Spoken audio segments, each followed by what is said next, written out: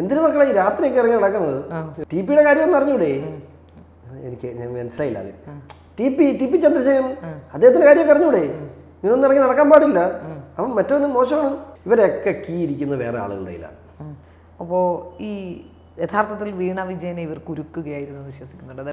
100%. രാജ്യത്തിന് അഭിമാനം, തിരുവനന്തപുരത്തിന് സ്വന്തം, എന്തു ഗുണം. നമസ്കാരം, ഭാരത് ലൈവ് ഓൺ റെക്കോർഡിലേക്ക് സ്വാഗതം.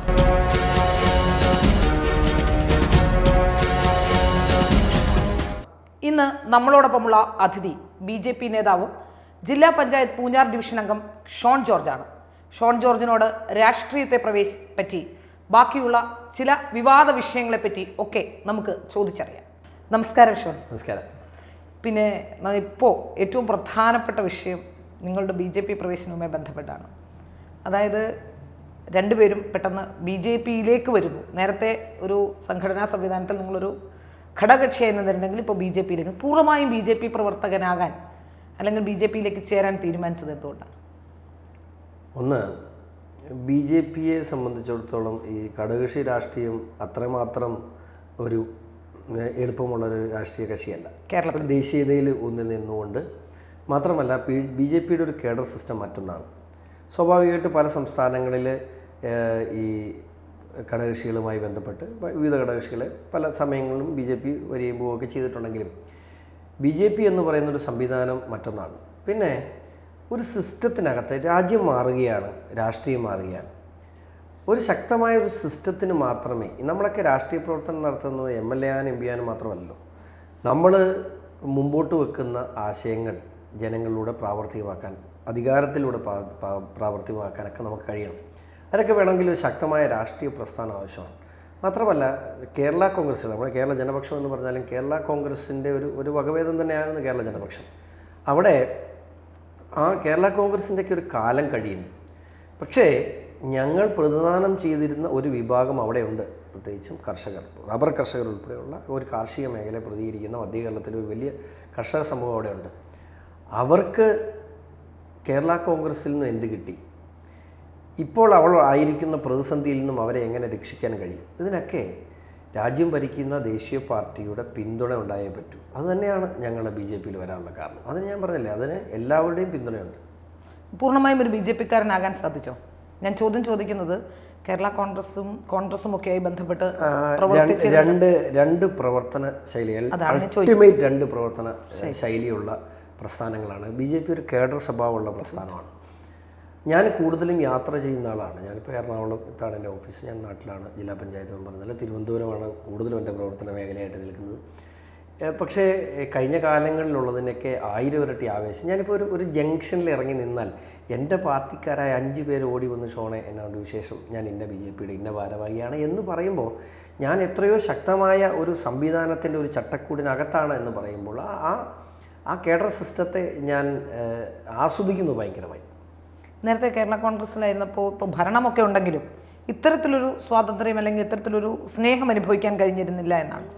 തീർച്ചയായിട്ടും കേരള കോൺഗ്രസ്സുകാരും സ്നേഹമില്ലാത്തവരൊന്നുമല്ല. പക്ഷേ കേരള കോൺഗ്രസ്സൊക്കെ അറിയാലോ, നമുക്ക് പരിമിതിയുണ്ട്. പാലാ, കോട്ടയം, ഏറ്റുമാനൂർ, കടുത്തുരുത്തി, ചങ്ങനാശ്ശേരി, ഇങ്ങ് വന്ന് പത്തനംതിട്ട വരെ, അങ്ങേറ്റം പോയാൽ മൂവാറ്റുപുഴ വരെ, അത് കഴിഞ്ഞൊക്കെ എല്ലാ ജില്ലകളിലും കമ്മിറ്റികളും സംവിധാനങ്ങളും ഒക്കെ ഉണ്ടെങ്കിലും ഒരു മാസ് ക്രൗഡിനെ പ്രതിദാനം ചെയ്യുന്ന രാഷ്ട്രീയ പാർട്ടിയല്ല. പക്ഷേ ഇതങ്ങനെയല്ല. BJP എന്ന് പറയുന്നത് കേരളത്തിലെ എല്ലാ ബൂത്തുകളിലും പ്രവർത്തനമുള്ള ഒരു രാഷ്ട്രീയ പാർട്ടിയാണ്. ഇപ്പം ഞാൻ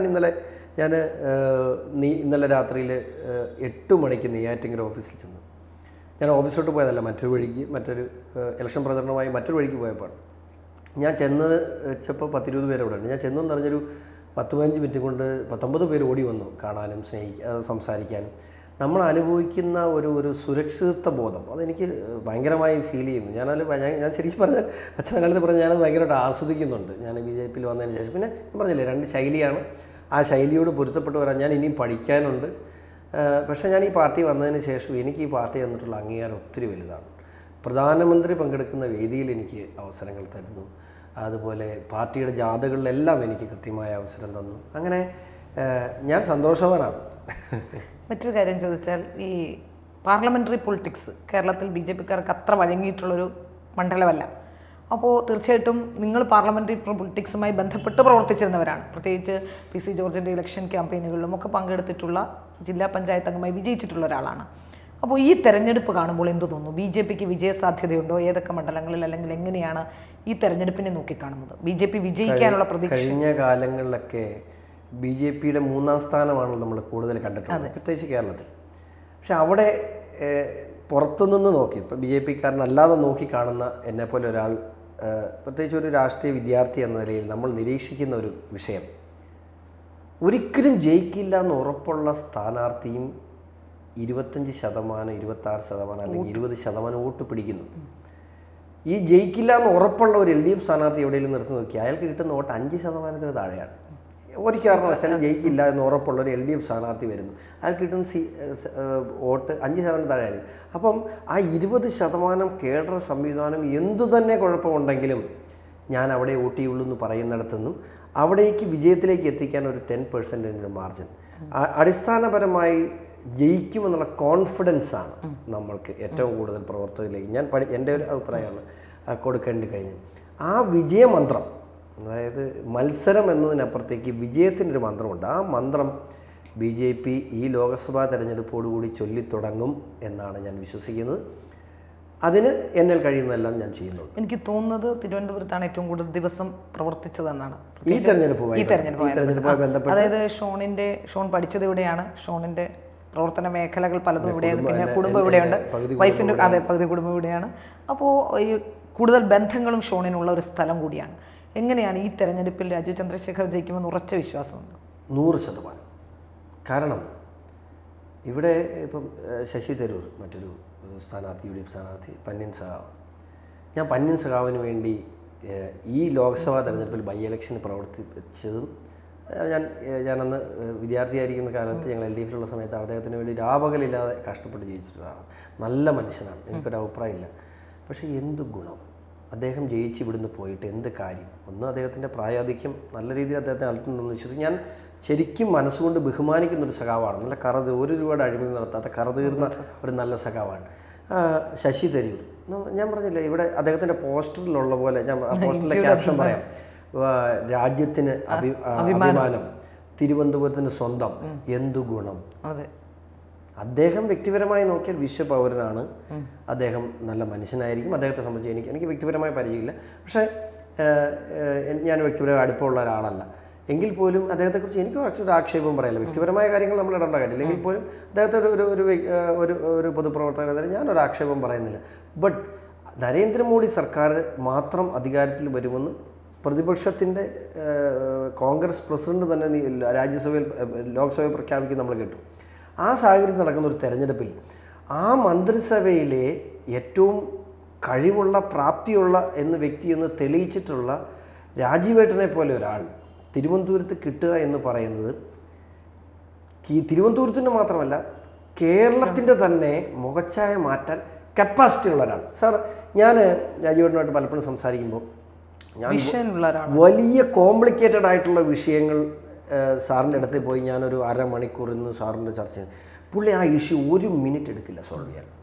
ഇപ്പം അദ്ദേഹത്തിൻ്റെയോടൊപ്പം അദ്ദേഹത്തിൻ്റെ IT പ്രൊഫഷണൽസുമായിട്ടുള്ള ഒരു മീറ്റിങ്സിൽ, അദ്ദേഹത്തിൻ്റെ കമ്പനിയുടെ IT പ്രൊഫഷണൽ മീറ്റിങ്ങിൽ ഞാൻ അദ്ദേഹത്തിൻ്റെ കൂടെ ആക്ച്വലി പോയി ഞാൻ സൈഡിലിരുന്നാണ്. അപ്പം ഒത്തിരി കോംപ്ലിക്കേറ്റഡ് ആയിട്ടുള്ള ഇഷ്യൂസ് ആണ് അവരിങ്ങനെ അവരെല്ലാവരും കൂടെ 5 മിനിറ്റ് സംസാരിച്ച് അടുത്ത 3-ാമത്തെ ആൾ സംസാരിച്ചു. സാർ കൺക്ലൂഡ് ചെയ്തിട്ട് സാറ് കൃത്യം 8 മിനിറ്റിലാണ് പ്രശ്നം അവസാനിപ്പിച്ചെന്നല്ല, ആ വിഷയം അവസാനിപ്പിക്കുകയാണ്.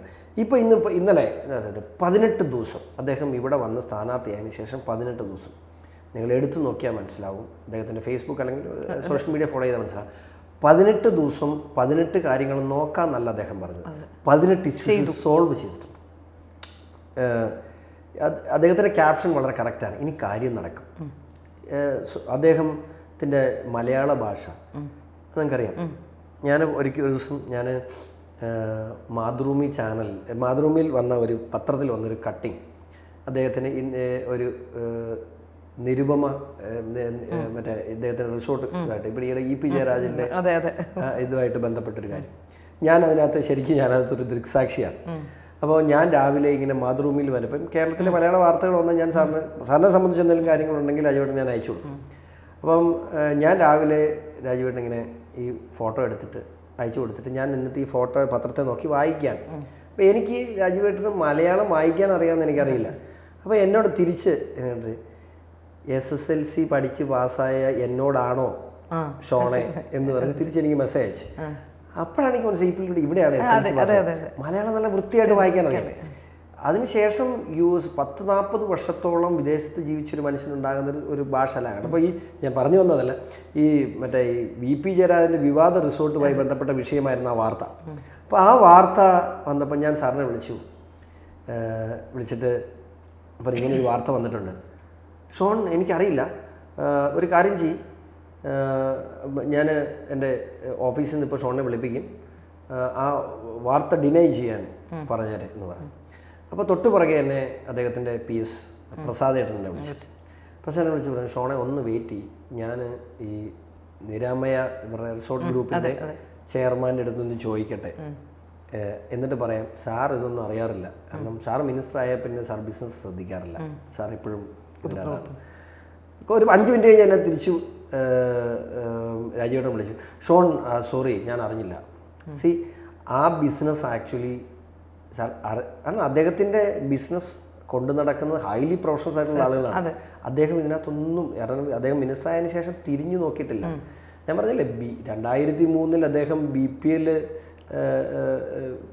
വിറ്റ് കളഞ്ഞ ആളാണ്. പക്ഷെ അതിനുശേഷം അദ്ദേഹത്തിന് നിരവധി ബിസിനസ് കൺസേൺസ് ഉണ്ട്, ഇതെല്ലാം നടക്കുന്നുണ്ട്. ശരിക്കും ഞാൻ ദൃക്സാക്ഷിയാണ് ആ ഡീൽ. അപ്പം വിളിച്ചു ചോദിച്ചപ്പം അവരോട് പറഞ്ഞു സാർ ഇത്ര രൂപ വാല്യുവേഷനുള്ളൊരു പ്രോപ്പർട്ടി വളരെ പ്രോഫിറ്റബിൾ ആയിട്ടാണ് നമുക്ക് കിട്ടിയത്, അതാണ് ഞങ്ങൾ പർച്ചേസ് ചെയ്തു. അതിൻ്റെ ബോർഡിൻ്റെ കൺകറൻസ് മേടിച്ചു. ബോർഡിൻ്റെ കൺകറൻസ് സാറിൻ്റെ ആരെങ്കിലുമൊക്കെ ഉണ്ടാകാം, എനിക്കറിയില്ല, അതിനെക്കുറിച്ച് ഡീറ്റെയിൽ അറിയില്ല. പക്ഷേ രാജീവേട്ടൻ യഥാർത്ഥത്തിൽ ആ ഡീല് ഞാൻ പറഞ്ഞാണ് അറിയുന്നത്. ഞാൻ അതുമായിട്ടൊരു കാര്യം അത്രയും. പക്ഷേ അദ്ദേഹത്തിൻ്റെ പ്രൊഫഷൻ എന്ന് വെച്ചാൽ അദ്ദേഹത്തിൻ്റെ കാര്യങ്ങൾ അറിയേണ്ട കാര്യങ്ങൾ കൃത്യമായി അദ്ദേഹം വാച്ച് ചെയ്യും. അതുപോലെ ഈ ഞാൻ പറഞ്ഞില്ല, ഈ 18 ദിവസം കൊണ്ട് എങ്ങനെ ഒരു മനുഷ്യന് 18 ദിവസം കൊണ്ട് ഒരു ലോക്സഭ ഇലക്ഷനിൽ മുമ്പിൽ വരാൻ കഴിയും?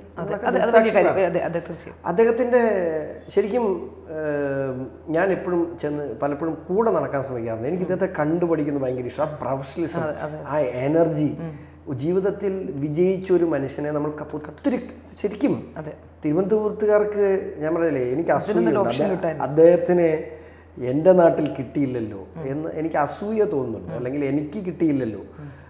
ഞാൻ പറഞ്ഞില്ലേ ഫ്യൂച്ചർ കേരള, അതിന് ഒരു വലിയ അസറ്റാണ് രാജീവ് ചന്ദ്രശേഖർ. ഇനി നമ്മുടെ കേരള രാഷ്ട്രീയത്തിലേക്ക് വന്നാൽ ഷോണാണ് വളരെ ഈ അടുത്ത കാലത്ത് ഏറ്റവും സ്ഫോടനാത്മകമായ ഒരു വാർത്ത മാത്യു കുഴൽനാടൻ നിയമസഭയിൽ ഉന്നയിച്ചെങ്കിലും അതിനൊരു തീരുമാനമുണ്ടാക്കാൻ, പ്രത്യേകിച്ച് പിണറായി വിജയൻ്റെ മകൾ വീണ വിജയനെക്കുറിച്ച് പല ആരോപണങ്ങൾ വന്നപ്പോഴും അതൊക്കെ നിഷേധിക്കുകയും അങ്ങനെ ഇല്ല എന്ന് പറയുകയും നിയമസഭയെ പോലും തെറ്റിദ്ധരിപ്പിക്കുന്ന രീതിയിൽ മുഖ്യമന്ത്രി സംസാരിക്കുകയും മറുപടി പറയുകയൊക്കെ ചെയ്തിട്ടുണ്ട്. പക്ഷെ അതൊരു കൃത്യമായി തെളിവുമായി രംഗത്ത് വന്ന ഷോണാണ്. എങ്ങനെയാണ് സത്യം പറഞ്ഞാൽ ഈ ധൈര്യം കിട്ടിയത്? ഞാൻ അതിനെക്കുറിച്ച് ചിന്തിച്ചില്ല എന്നുള്ളതാണ്. പലരും എന്നെ വിളിച്ചിട്ട്, ഞാൻ കഴിഞ്ഞ ദിവസം ഈ കോട്ടങ്ങൽ സ്കൂളിന് മുമ്പിൽ അവിടെ ഒരു അടാറ് തട്ടുകട, നല്ല വൈകുന്നേരം നമുക്കൊരു 11 മണിയൊക്കെ കഴിഞ്ഞാൽ ഭക്ഷണം കഴിക്കാൻ പറ്റുന്നൊരു സ്ഥലമാണ്. ഞാനിപ്പോൾ ഈ ഇലക്ഷൻ പോലെ എല്ലാ ദിവസവും വൈകുന്നേരം ആകാതെ കാര്യങ്ങളൊന്നും കഴിയല്ല. അപ്പോൾ ഞാൻ മിക്കവാറും അവിടെ നിന്നാണ് ഭക്ഷണം കഴിക്കുന്നത്. കഴിഞ്ഞ ദിവസം അവിടെ പോയി ഇന്നിപ്പോൾ ഒരു ചേട്ടൻ ഓടി വന്ന് സംസാരിച്ച്, മോനെ കൊള്ളാം കേട്ടോ, നന്നായി എന്നൊക്കെ പറഞ്ഞ്, ഇത് പുറകോട്ട് പോകരുത്, മുമ്പോട്ട് പോകണം എന്നൊക്കെ പറഞ്ഞിട്ട് കൂടെ പറഞ്ഞു. എന്തിനു മക്കളെ ഈ രാത്രിയൊക്കെ ഇറങ്ങി നടക്കുന്നത്? എൻ്റെ പുള്ളിയുടെ ശൈലി പറഞ്ഞത്. അപ്പോൾ ഞാൻ പറഞ്ഞു, ഭക്ഷണം കഴിക്കാൻ വന്നിട്ട് TP കാര്യമൊന്നും അറിഞ്ഞൂടെ? ഞാൻ മനസ്സിലായില്ല. അത് TP ചന്ദ്രശേഖരൻ, അദ്ദേഹത്തിൻ്റെ കാര്യമൊക്കെ അറിഞ്ഞൂടെ? ഇങ്ങനൊന്നും ഇറങ്ങി നടക്കാൻ പാടില്ല, അപ്പം മറ്റൊന്നും മോശമാണ്. അപ്പോൾ ആളുകളിൽ പക്ഷേ എനിക്ക് അങ്ങനെ ഇത് ഒരു ലക്ഷ്യമുണ്ടല്ലോ. നമ്മൾ പൊതുപ്രവർത്തകരായി ജീവിച്ചാലും മരിച്ചാലും നമ്മൾ ഒരു നല്ല പൊതുപ്രവർത്തന ലക്ഷ്യം എന്താണെന്നറിയാം. അടിസ്ഥാനപരമായി മനസ്സിനുള്ളിൽ എൻ്റെ മരണശേഷവും എൻ്റെ നാടെന്നെ ഓർക്കണം. അതെ, തീർച്ചയായും ബേസിക്കലി എൻ്റെ മനസ്സിലുള്ളൊരു കാര്യമാണ്. ഞാൻ ഇങ്ങനൊരു കാര്യം ചെയ്തിട്ടാണ് പോകുന്നതെങ്കിലും എൻ്റെ നാടെന്നെ ഓർക്കും എന്നുള്ളതാണ് എൻ്റെ മനസ്സിലുള്ള സംഗതി. അതിനപ്പുറത്തോട്ടൊന്നും ഞാൻ ചിന്തിച്ചിട്ടില്ല. പിന്നെ അത് നിയമപരമായി തന്നെ നമ്മൾ സാധാരണഗതിയിൽ രാഷ്ട്രീയ നേതാക്കൾ ആരോപണം ഉന്നയിക്കുകയും വിട്ടുകളയുകയും ചെയ്യുന്നതാണ്. അതിനെ നിയമപരമായി നേരിട്ടു എന്നുള്ളതാണ് ഒരു 6 മാസത്തിന് മുകളിലുള്ളൊരു പ്രിപ്പറേഷൻ, ഒരു ഹോംവർക്ക് ചെയ്തിരുന്നു. അതിന് എൻ്റെ കൂടെ എൻ്റെ ഓഫീസ്, എൻ്റെ ഇതിനു വേണ്ടി എൻ്റെ അഡ്വക്കേറ്റ്, അവരുടെ ഓഫീസ്, പിന്നെ എൻ്റെ ധാരാളം സുഹൃത്തുക്കൾ. പിന്നെ ഞാൻ ഈ കേസിലേക്ക് വന്നതിന് ശേഷം, പുറത്ത് ജനം അറിഞ്ഞതിന് ശേഷം ഒരു പറ്റം ആളുകൾ ഇതിൻ്റെ പുറകെ കഴിഞ്ഞ 10-20 വർഷക്കാലമായി ഇതിനു വേണ്ടി പോരാടി തോറ്റുപോയ ഒത്തിരി ആളുകളുണ്ടായിരുന്നു. അപ്പോൾ അവർക്കെല്ലാം എന്നിലൊരു വിശ്വാസം ഉണ്ടായി. എനിക്ക് വേണ്ടതെല്ലാം ഡോക്യുമെൻ്റായിട്ട് എന്നിലേക്ക് വന്നുകൊണ്ടിരുന്നത്. അത് പുറത്ത് വന്നതിന് ശേഷമാണ്. പക്ഷേ അതിന് മുമ്പ് എൻ്റെ അഡ്വക്കേറ്റ്, അദ്ദേഹത്തിൻ്റെ ഫേം, അവർ ചെയ്ത ഒരു ജോലി ശരിക്കും ഒരു ത്രെഡുമായിട്ടാണ് ഞാൻ എൻ്റെ അഭിഭാഷകനെ, അദ്ദേഹത്തിന് ഇന്നുവരെ ഒരു മീഡിയയിൽ നിങ്ങൾ കണ്ടിട്ടാണല്ലോ, ഇപ്പോൾ വലിയ പ്രശസ്തി ഇഷ്ടമുള്ള ആളല്ല അദ്ദേഹം. അങ്ങനെ ഒരു സ്ഥലം, അദ്ദേഹം ഒരു കോർപ്പറേറ്റ് ലോയറാണ്. ഇവിടെ കൊച്ചിയിലും അതുപോലെ ഡൽഹിയിലും മറ്റ് ഇന്ത്യയിലെ മെട്രോ സിറ്റീസിലെല്ലാം ഓഫീസുള്ള ഒരു കോർപ്പറേറ്റ് ഫേമാണ്. പക്ഷേ അവരുടെ ഒരു അക്കാഡമിക് ഇൻട്രസ്റ്റ് ഉണ്ടായിരുന്നു. പിന്നെ ഇതിനകത്ത് കൃത്യമായി ഞാൻ കൊടുത്ത ത്രെഡിൽ നിന്നും അവരുടെ പഠനത്തിൽ നിന്നും ഇതിനകത്ത് ഇത് ഞാൻ പറയുന്ന സത്യമാണെന്നുള്ള ബോധ്യത്തിൽ അവരിതിനെ കൃത്യമായി എന്നെ ഗൈഡ് ചെയ്തു. പിന്നെ അവർക്കൊരു ഉറപ്പുണ്ടായിരുന്നു, ഞാനിതെവിടെയും ഇട്ടിട്ട് പോവില്ല എന്നുള്ളൊരു ഉറപ്പ് അവർക്കും ഉണ്ടായിരുന്നു. അതുകൊണ്ടാണ് അങ്ങനെ ഒരു ജോയിൻ്റ് എഫേർട്ടാണ് ശരിക്കും ഈ കേസിനെ കൊണ്ട് എത്തിച്ചത്. ഈ ഓഫീസ് എന്ന് പറയുമ്പോൾ ഇടയ്ക്ക് ഉയർന്നു വന്ന മറ്റൊരു പ്രധാനപ്പെട്ട ആരോപണം ബിനീഷ് കോടിയേരിക്കുമായി ബന്ധപ്പെട്ടാണ്. ബിനീഷ് കോടിയേരിക്ക് എന്തെങ്കിലും ഇൻവോൾവ്മെന്റ് ഈ വിഷയത്തിൽ? ഒരിക്കലുമില്ല, ദൈവസത്യം. ഞാൻ പറഞ്ഞില്ല, കേസ് ഫയൽ ചെയ്ത് ഹൈക്കോടതി ഞാൻ ഫയൽ ചെയ്തതിന് പിറ്റേ ദിവസം രാവിലെ മറ്റൊരു ആവശ്യമായിട്ട് ബന്ധപ്പെട്ട് ബിനീഷ് എന്നെ വിളിച്ച് പറഞ്ഞ്, അപ്പോൾ ഞാൻ പറഞ്ഞ അളിയ അങ്ങനെ ഒരു കേസ് കൊടുത്തിട്ടുണ്ട്. അപ്പോൾ എന്നോട് ആ പാടെ ചോദിച്ചു, നീ വേണമായിരുന്നു അളിയ, അങ്കിള് വല്ലതും കൊടുത്തായിരുന്നെങ്കിൽ എനിക്ക് സമാധാനം, ഇപ്പം നീ കൊടുക്കുമ്പോൾ ഇനി എനിക്ക് സമാധാനം കാണില്ല. ഞാൻ പറയാൻ അങ്ങനെയല്ല, ഇത് ഇച്ചിരി കോംപ്ലിക്കേറ്റഡ് ആണ് വിഷയം. ഇപ്പോൾ പപ്പ ഇതെല്ലാം പഠിച്ചെടുക്കാന്ന് വെച്ചാൽ ഞാനും ഞാൻ പറഞ്ഞില്ല, ഇപ്പോൾ ഈ BJP ലയനത്തിന് ശേഷമുള്ള ഈ ഒരു 1.5-2 മാസമാണ് ഒരു പക്ഷേ ഞാൻ തിരിച്ച് വീണ്ടും പൊളിറ്റിക്സ് ആക്റ്റീവായി, അല്ലെങ്കിൽ കുറേ എനിക്ക് നിലത്ത് നിൽക്കാൻ മേലാത്ത സാഹചര്യം വന്നു. മറ്റതങ്ങനെയല്ലായിരുന്നു. ഒരു ദിവസം ഞാനും എൻ്റെ അഡ്വക്കേറ്റ് തമ്മിൽ 1 മണിക്കൂർ 1.5 മണിക്കൂർ സംസാരിക്കും, ഒന്നെങ്കിൽ നേരിട്ട് അല്ലെങ്കിൽ ഫോണിൽ. എല്ലാ ദിവസവും എനിക്ക് അങ്ങോട്ട് കൊടുക്കാൻ അവർക്ക് ഇങ്ങോട്ട് തരാൻ ഒരു ഡോക്യുമെൻ്റ്. അങ്ങനെ 60-65 ദിവസം ഞങ്ങൾ അങ്ങോട്ടും ഇങ്ങോട്ടും പെർ ഡേ ഒരു ഡോക്യുമെൻറ്റ് നമ്മൾ ക്രിയേറ്റ് ചെയ്ത് നമ്മൾ ഉണ്ടാക്കുമായിരുന്നു. നമുക്ക് ഓരോ ദിവസവും ഓരോ ഡോക്യുമെൻറ്റ് കിട്ടുമായിരുന്നു. അങ്ങനെ ഒരു ദിവസം എനിക്കൊരു 5 മണിക്കൂർ 6 മണിക്കൂർ പെർ ഡേ നമ്മൾ ഇതിനു വേണ്ടി തന്നെ മാറ്റി വെക്കുമായിരുന്നു. അപ്പോൾ ഞാൻ പറഞ്ഞത്, ഞാൻ പപ്പായെക്കൊണ്ട് തന്നെ പപ്പ പെറ്റീഷണറായി തന്നെ മൂവ് ചെയ്യാനാണ് ഞാനിത് ഉദ്ദേശിച്ചത്. പക്ഷേ അതിനുള്ള പ്രശ്നം വെച്ചാൽ ഈ ഇഷ്യൂയിലേക്ക് കടന്നു ചെല്ലുമ്പോൾ അത്രയേറെ പഠിക്കാൻ പറ്റില്ല. പ്രായമായി അല്ല, പ്രായമൊന്നും വിളിക്കൊരു പ്രശ്നമൊന്നുമില്ല. പക്ഷേ അതിനനുസരിച്ചാൽ ഇത് കുറേ ലീഗൽ കാര്യങ്ങളുണ്ടായിരുന്നു, ടെക്നിക്കലായ കുറേ കാര്യങ്ങളുണ്ടായിരുന്നു.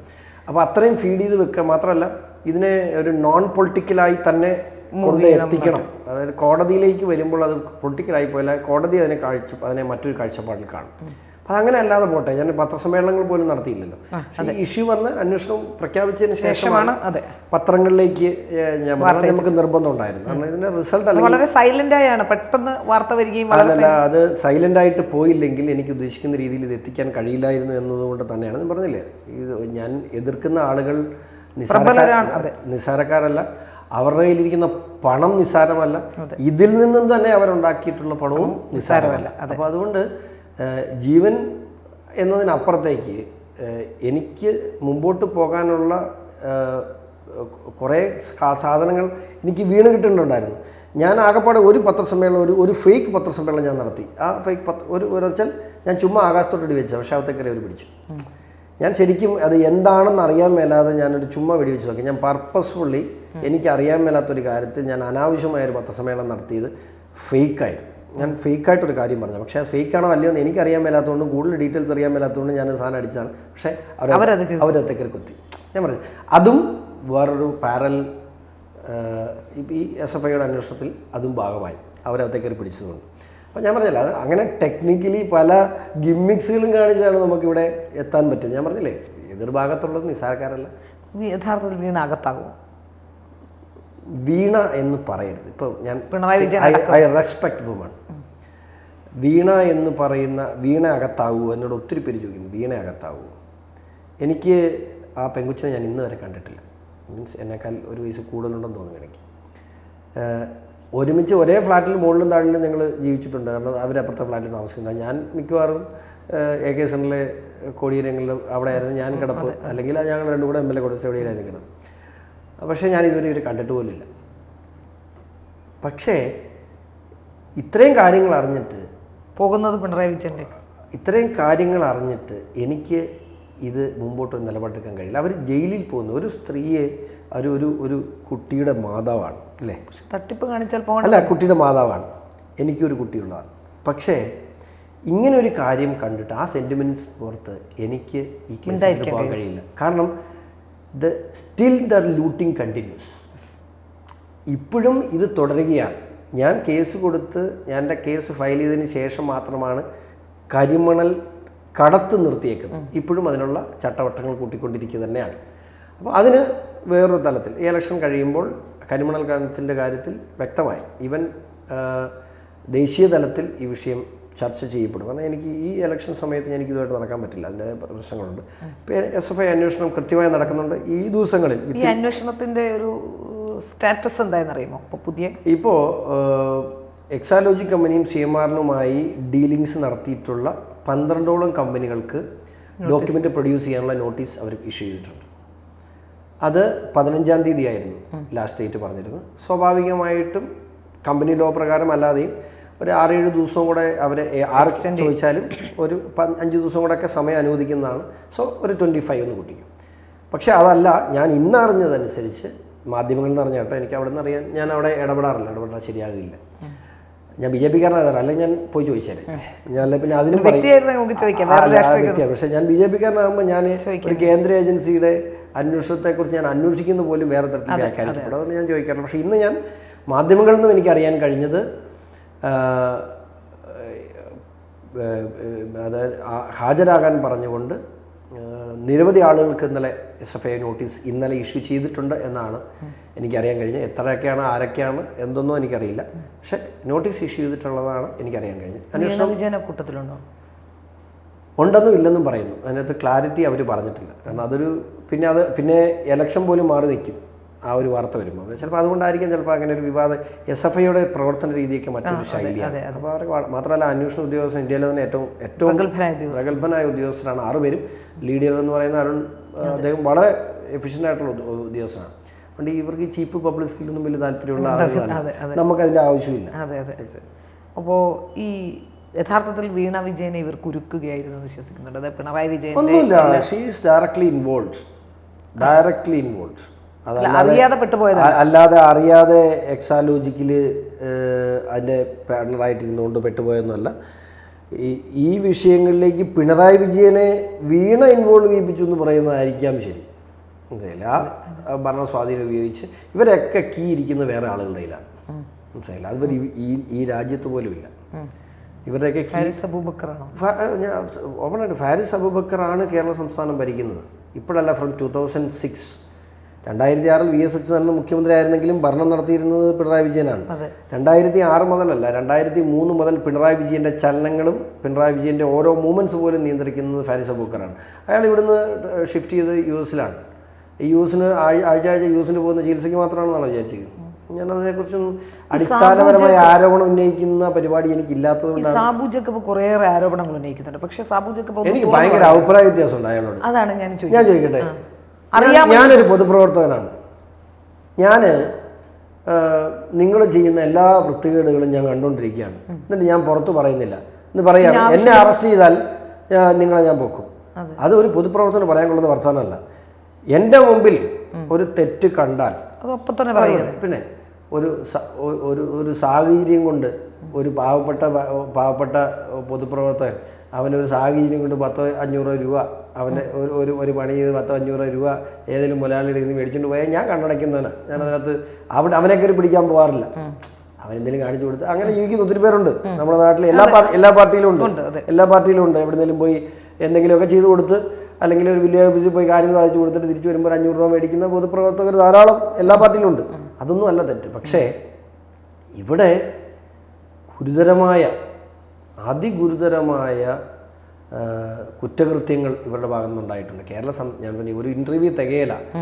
കാരണം കേരള സംസ്ഥാനത്തിൻ്റെ ഇന്നത്തെ അവസ്ഥയും ഇവർ മുമ്പോട്ട് പോകുന്ന കാര്യങ്ങളും ഇത് SFIO അന്വേഷണത്തിന് ശേഷം ഇതിനേക്കാൾ ഗുരുതരമായ എല്ലാം കൂടെ കയറി പിടിച്ചാൽ ശരിയല്ല. അതുകൊണ്ടാണ് മനസ്സിലായി.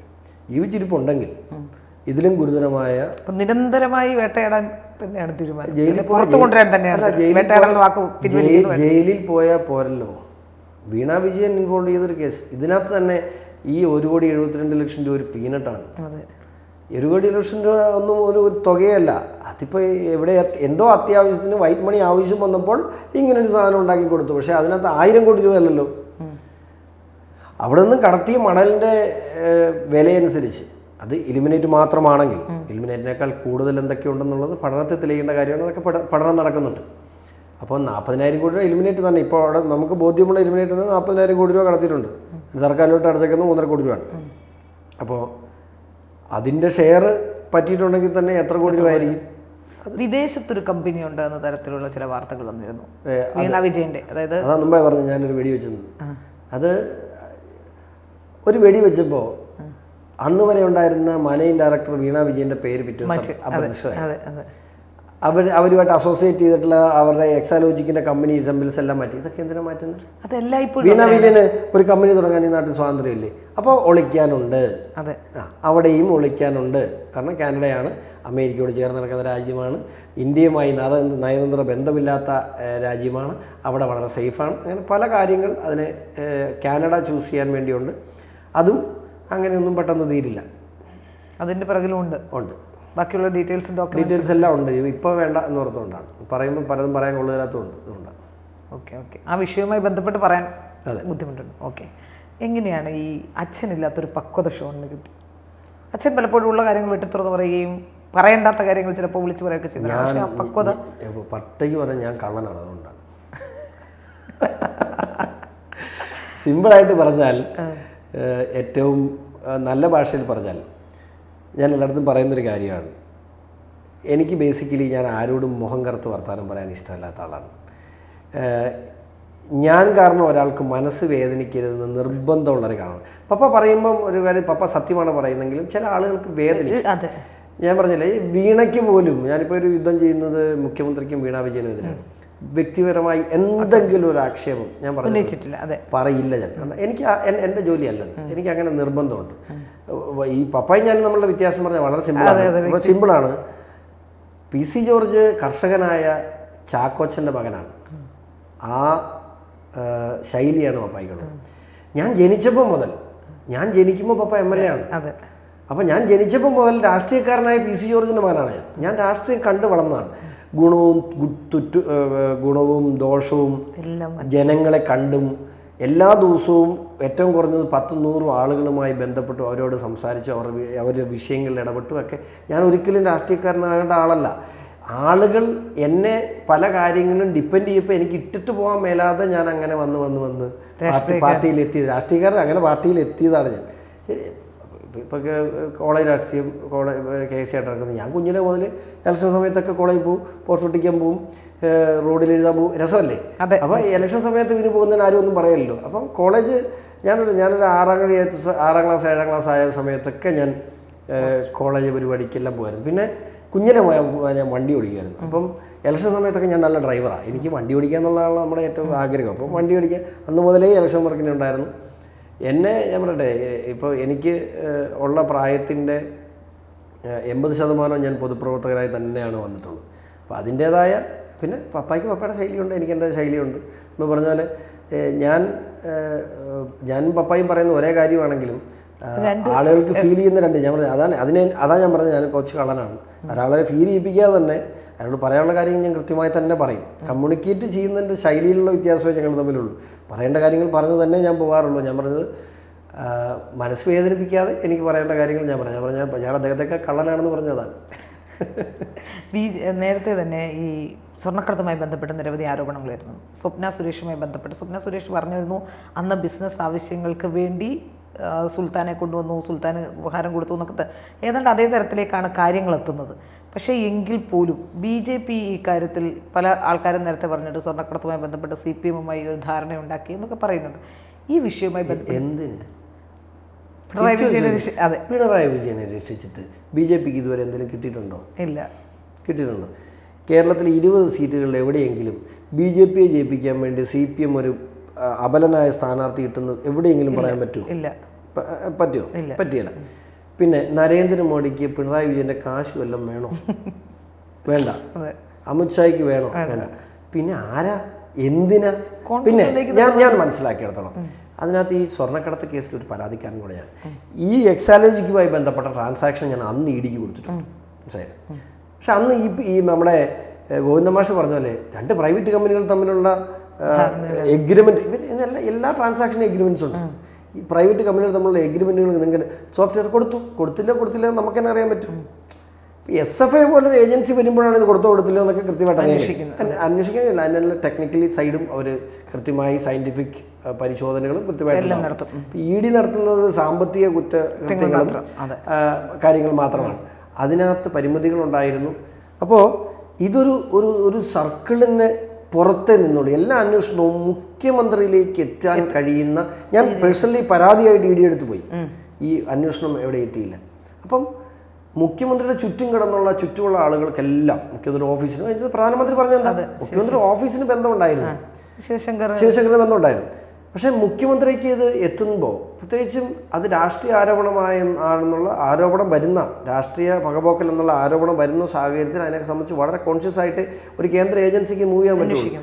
അപ്പോൾ ഞാൻ പറയട്ടെ, ഞാൻ കഴിഞ്ഞ ഒരു 6 മാസമായി ഇത് ഫോളോ ചെയ്യുന്നതുകൊണ്ട് പറയാമല്ലോ, ഇവരുടെ ലൂട്ടിംഗ് എല്ലാം ഭയങ്കര പ്ലാൻഡാണ്. ഇവൻ തിരുവനന്തപുരത്തെ ടെക്നോ പാർക്കുമായി ബന്ധപ്പെട്ട ഒരു ലാൻഡ് ഇഷ്യൂ ഉണ്ട്. ഇതെല്ലാം കൂടെ പറയുന്നില്ലെങ്കിൽ ഇപ്പോൾ ലാൻഡ് ഇഷ്യൂ ഉണ്ട്. അതിലൊക്കെ അതിൻ്റെ കമ്പനികളൊക്കെ നമ്മൾ പരിശോധിച്ച് പുറകെ ചെല്ലുമ്പോൾ ചെന്ന് നിൽക്കുന്നത് മൗറീഷ്യസിലാണ്. അറിയാമല്ലോ, മൗറീഷ്യസിലുള്ള എല്ലാ ഈ മറ്റേ പേപ്പർ കമ്പനികളാണ്. അതിന് ഒരു ഇന്ത്യൻ കമ്പനിയുടെ ഓഫീസ് ഞാൻ ചെന്ന് നോക്കിയപ്പോൾ കവടിയാർ ഒരു ഫ്ലാറ്റാണ്. ആ ഫ്ലാറ്റിൽ ചെന്ന് നോക്കിയപ്പോൾ ഒരു 90 വയസ്സുള്ള അമ്മച്ചി മത്തി വറുത്തോണ്ട് നിൽപ്പുണ്ട്. മക്കളെ, ഈ കമ്പനിയുടെ പേര് ഞാൻ പേരൊന്നും പറയുന്നില്ല, കമ്പനിയുടെ പേര് പറഞ്ഞപ്പോൾ എന്നോട് പറഞ്ഞു, മക്കളെ എനിക്ക് അറിഞ്ഞുകൊണ്ട് മക്കളെ, ഞാൻ ഇവിടെ കുറേ ആളായിട്ട് താമസിക്കുന്നത്, എൻ്റെ മകനുണ്ട്, മകൻ എന്താ ഇതാണ്. അപ്പം അങ്ങനെ നമ്മൾ ചെല്ലുന്ന ഒരു സ്ഥലത്ത് അങ്ങ് അടഞ്ഞു പോവാണ്. നമ്മളിത് ഫോളോ ചെയ്യാൻ തുടങ്ങി ഇവിടെയല്ല, ഒത്തിരി കാലമായിട്ട് ഫോളോ ചെയ്യുന്നുണ്ട്. അപ്പോൾ ഇതെല്ലാം ചെന്നിട്ട് ഞങ്ങളുടെ ED വിചാരിച്ചിട്ട് നടന്നിട്ടില്ല എന്നാണ് ഞാൻ വിശ്വസിക്കുന്നത്. അപ്പോൾ അത്രമാത്രം ഒരു ക്ലോസ്ഡ് സർക്കിൾ, ഒരു വലയം മുഖ്യമന്ത്രിയുടെ ചുറ്റും തീർത്തിട്ടുണ്ട്. ഈ ഏത് സാമ്പത്തിക ഇടപാടുകളും മുഖ്യമന്ത്രിയിലേക്ക് എത്താതെ വളരെ പ്ലാൻഡ് ആയിട്ടുള്ള ഓപ്പറേഷൻ നടന്നത്. അതിനൊരു വല ഭേദിച്ച് വന്നത് എക്സാലോജി കമ്പനിയുടെ ഈ CMR ഇടപാട് മാത്രമാണ്. അവിടെയാണ് നമുക്കൊരു പിടിവള്ളി കിട്ടിയത്. അപ്പോൾ അതുകൊണ്ട് ഇപ്പോൾ എത്തുന്നേ ഉള്ളൂ, അവിടേക്ക് എത്തുന്നുള്ളൂ. ഇനി ഈ പൊട്ടിത്തുടങ്ങിയ അതാണ് സംഭവിക്കാൻ പോകുന്നത്. ഏതായാലും ഈ പിണറായി വിജയനുമായി ബന്ധപ്പെട്ടുള്ള അല്ലെങ്കിൽ വീണ വിജയനുമായി ബന്ധപ്പെട്ടുള്ള അന്വേഷണത്തിൽ നിന്ന് പിന്നോട്ട് പോവില്ല. ഇല്ല, ഒരിക്കലും പോകാൻ പറ്റില്ലല്ലോ.